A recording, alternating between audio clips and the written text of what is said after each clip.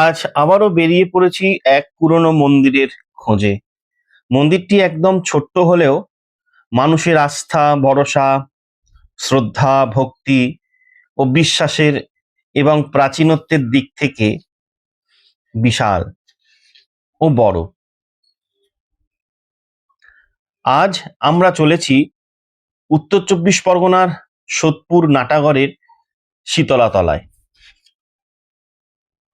আমি টাপাই আজকের এই এপিসোডে আপনাদের সবাইকে জানাই শরণাগতিতে স্বাগতম।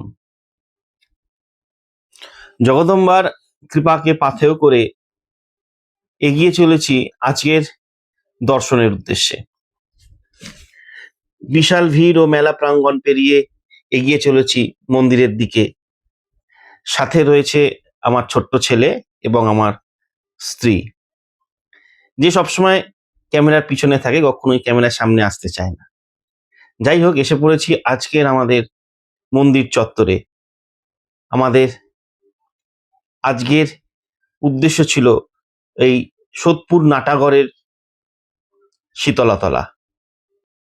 বলা হয় এই মন্দিরে যিনি অধিষ্ঠিতা রয়েছেন সেই শীতলা মা হচ্ছে মহারাজা কৃষ্ণচন্দ্রের স্বপ্নাদিষ্ট দেবী।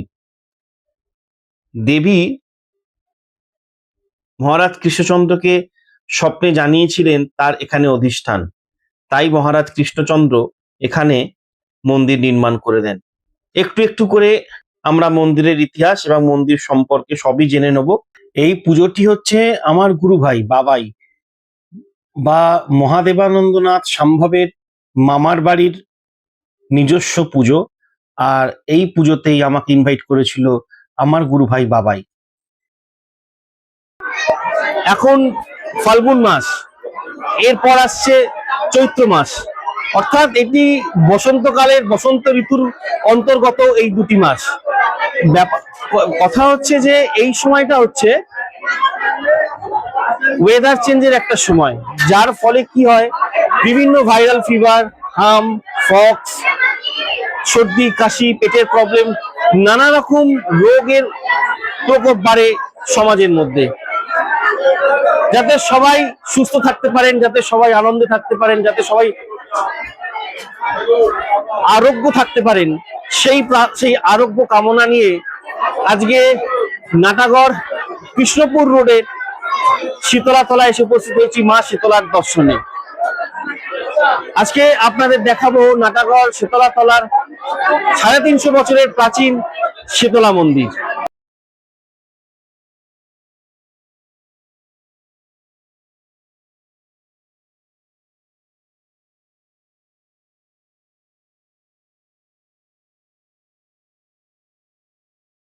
যে উৎসবটা হয় আমাদের দোল পূর্ণিমা এবং শিবরাত্রির মধ্যে, যে ষষ্ঠী তিথি বা সপ্তমী তিথিতে আমাদের মায়ের এই পুজোটা হয়, এটা বাৎসরিক পুজো নামে খ্যাত।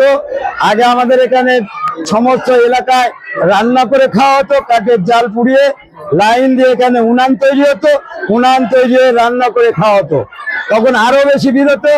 এখন আমাদের এখানে জায়গা অল্প হয়ে গেছে, তাই সেই ব্যবস্থাটা আমরা করতে পারিনি। এখন বিভিন্ন বাড়িতে বিভিন্ন ভান্ডারা করে লোককে খাওয়ায় এবং এখানে স্বতঃস্ফূর্তভাবে পুজো দিতে আসে এবং পুজো দেওয়া হয়।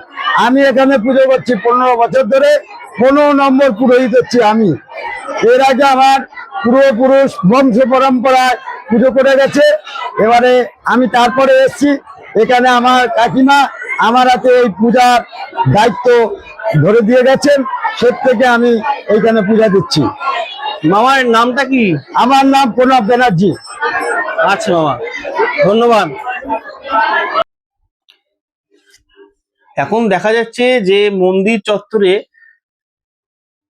মহিলা পুরুষ নির্বিশেষে অনেকেই ডন্ডি কাটছেন। কেউ এখানে মানসিক পূর্ণ হয়ে যাওয়ার পর এসে ডন্ডি কাটছেন, আবার কারো মানসিক নিয়ে সেও ডন্ডি কাটছে। ভগবতীর কি অসীম কৃপা! বলা হয় এখানে ডন্ডি কাটলে মানুষের মনের বাসনা পূর্ণ হয় এবং পূর্ণ হয়ে গেলে আবার ডন্ডি কেটে এসে সেই মানসিক পূর্ণ করে যেতে হয়। ভগবতী সবার মনের বাসনা পূর্ণ করুক, সবাইকে সুস্থ রাখুক, ভালো রাখুক, আনন্দে রাখুক, এই প্রার্থনা করলাম ভগবতীর চরণে। এটি শীতলা ও মনসা মাতার মন্দির।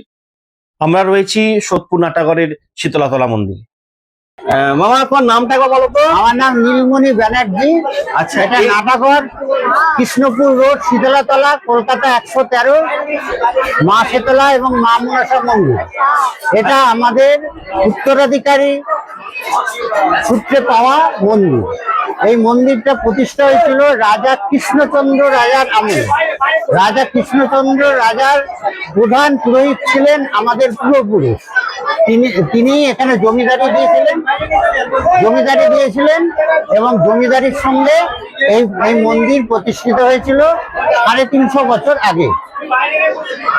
সেই থেকে এখানে এই বিশেষ দিনে দোল পূর্ণিমার আগে এবং শিবরাত্রির পরে যে সোমবারটা পড়ে সেই সোমবার এখানে রান্না পুজো অনুষ্ঠিত হয়।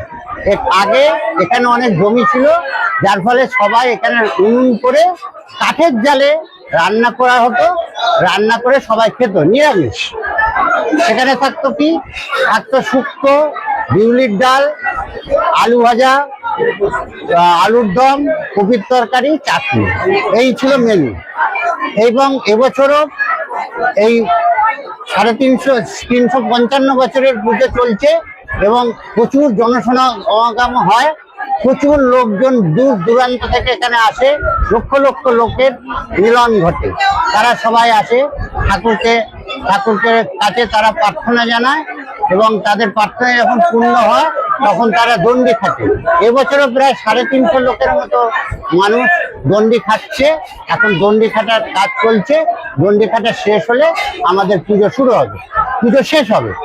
পুজো শুরু হয়েছে প্রায় 12টার সময়।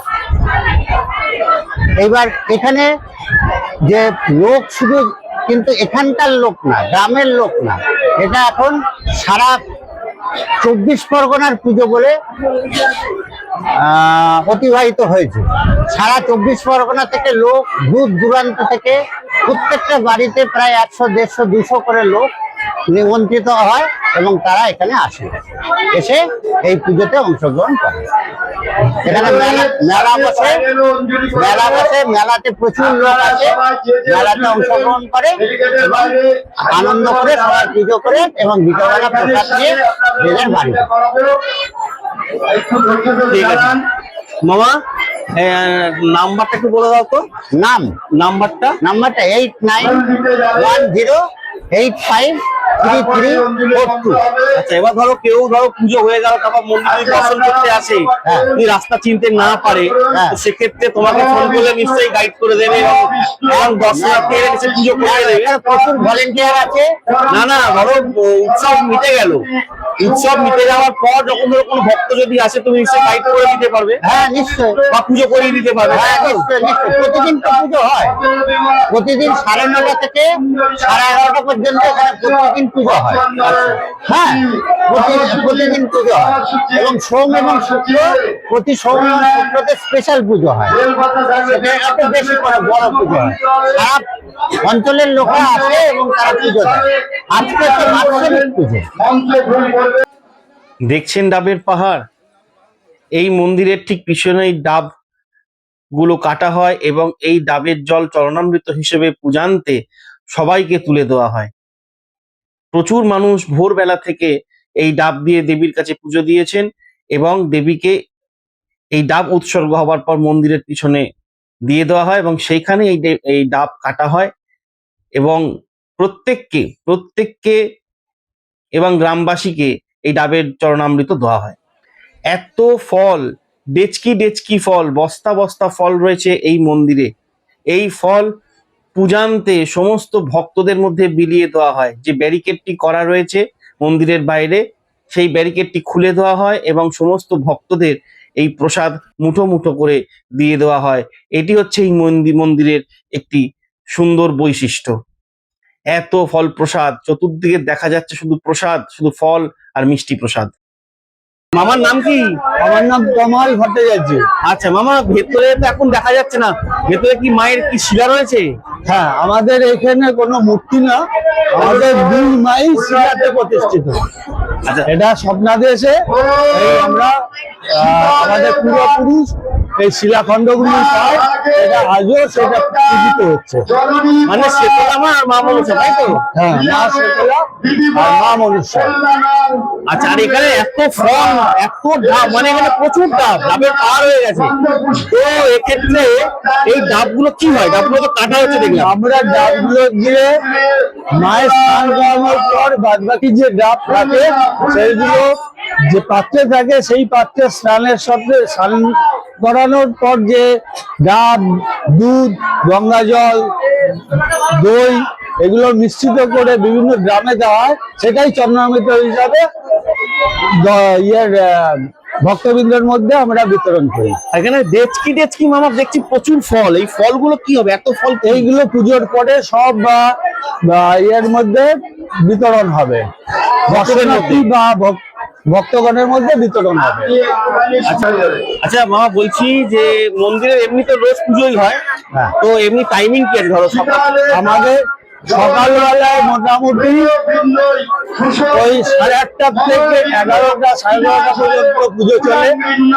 বিশেষ পুজো আরো দুটো আছে, যেটা মায়ের জন্মদিন হিসেবে পয়লা মাঘ এবং জ্যৈষ্ঠ মাসের একটা সোমবার, যেটাতে মায়ের একটা বিশেষ পুজো হয়। এবং তাছাড়া প্রত্যেক দিন সকাল 8:30 থেকে 11টা 11:30 পর্যন্ত পুজো ভক্তগণ আসে, পুজো নেওয়া হয়। আচ্ছা আচ্ছা, ঠিক আছে মামা, থ্যাংক ইউ।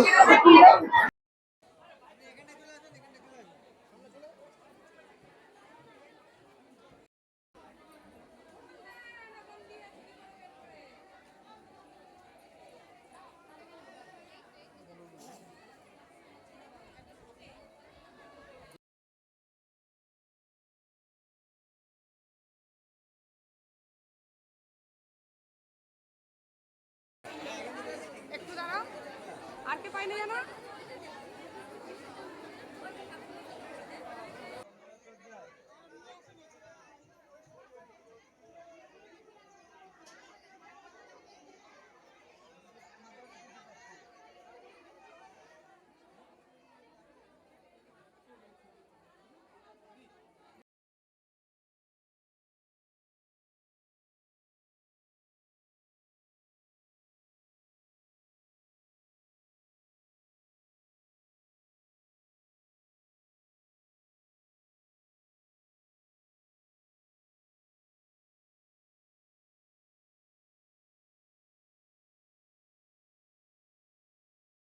মাতৃবংশের এটা বাড়িরই পুজো, ব্যানার্জি বংশের পুজো। মানে এটা তো মামার বাড়ির পুজো, তো নিজেরাই মামার বাড়ির পুজো, তাই না? আর বাবা, তোর এখানে কি মায়ের মাহাত্ম্য কি জানা আছে? মায়ের মাহাত্ম্য, আমি ছোটবেলায় আসতাম, মায়ের মন্দির এত ভালো ছিল না, একদম ছোট একটা মন্দির ছিল, তারপর সেখান থেকে আজ এত বড় এসেছি। মানে আমার মা, আমি যখন ছোটবেলায় বিপদে, মানে আমি এখানে চেম্বারে ঢুকে গেছিলাম, তখন মাকে মানসিক করেছিল যে যদি আমার বাবাই ভালো হয়ে যায় তাহলে আমি মার কাছে আসবো। আর আমিও সেই যে তারপর থেকে মা বেঁচে থাকাকালীন ছোটবেলায় আসতাম। তারপরে এখন বড় হয়েছি, মামা বলে পুজো প্রচুর ভিড় হয়, তুই চলে আসিস, থাকলে ভালো হবে, ভালো লাগবে। সেই কারণে মায়ের টানে চলে আসি প্রতি বছর। মা খুব জাগ্রত, আপনারা আসবেন, আমি পুজোর ব্যবস্থা করে দেবো। যদি কোনো সমস্যা হয় আমাকে ফোন করবেন, আমার নম্বরে 7003533409। আমি আপনাদের ব্যবস্থা করে দেবো। যিনি পুরোহিত আছেন তিনি আমার মামা, মামাই এই মন্দিরে পুজো করেন। মামা আমাদের ব্যানার্জি বংশেরই পুজো, এটা মাতৃকুলের মায়ের বংশের ব্যানার্জি বংশ মা, আর আমরা চ্যাটার্জি। ব্যানার্জি বংশের সমস্ত যারা আছে তারাই এই পুজোটা পরিচালনা করে এবং পুরো গ্রামবাসী তার সাথে যুক্ত আছে। এবং দক্ষিণ 24 পরগনা, উত্তর 24 পরগনা সমস্ত জায়গা থেকে লোক আসে, সকলে মা বাসনা পূর্ণ করে। এবং মা মনসা আছেন এবং মা শীতলা আছে। এখানে মাকে গরম কিছু দেওয়া হয় না, রান্না করে যেটা দেওয়া হয় সেটাই দেওয়া হয়। আর এমনি চিড়ে ফলার ফল মূল মিষ্টি এই ভোগ দেওয়া হয়। ডাবের পাহাড়, ডাবের জল চরণামৃত হিসাবে ব্যবহার হয়, সবাইকে দেওয়া হয়। আর মোটামুটি রাত্রি 11:30 12টা পর্যন্ত এই সবকিছু প্রসাদ বিতরণ চলবে। প্রচুর মেলা বসেছে, সবাই এসে খুব ভালো লাগছে।